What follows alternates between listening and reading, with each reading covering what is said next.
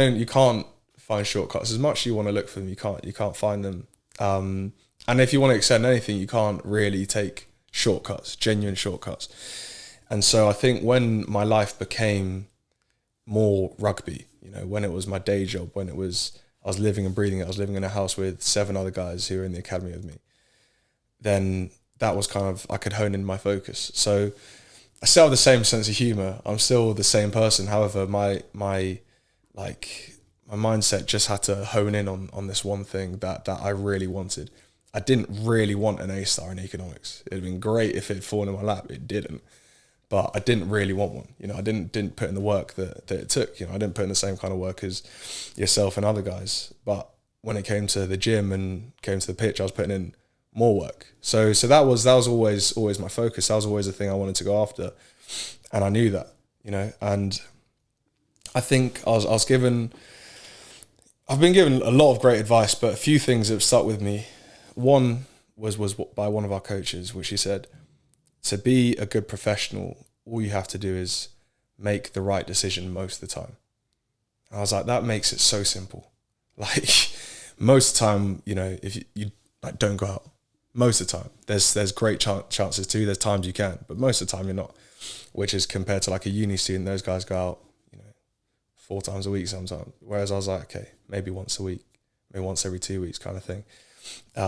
When it comes to conditioning, don't take the shortcuts, make sure you're doing it. All those little things that, like, if you're doing the right thing most of the time, you're gonna go quite far. And like I said, that broke it down into such a simple format for me that I was like, I've got to be an idiot to not follow that. This is what I've wanted, like I said, since I was 6 years old, and all you got to do is do the right thing most of the time. I'm already at this point. I'm at the best club in Europe, and there's so much to feed off, so many people to feed off, so many people that superstars in their own right. Like, if I can just copy like little bits from them and, like I say, make the right decision most of the time, then I should be okay.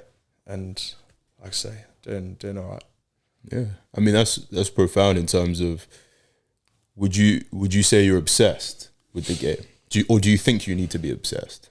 I don't think you do need to be obsessed, because I think you need to be obsessed with an aspect of it. As in, I don't think you need to be obsessed in terms of, like, you don't need to watch every single game of rugby. I actually think it's important to have things to remove you from it.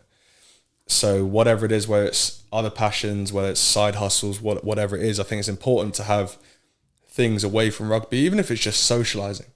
It's important to have things away from rugby, because you can become too obsessed and too engrossed in it. And actually, some guys you see get too obsessed and think the fix is in the gym. And then you just spend all your time gymming when really, like, you need to be doing skills. Or if you think, I need to just be passing.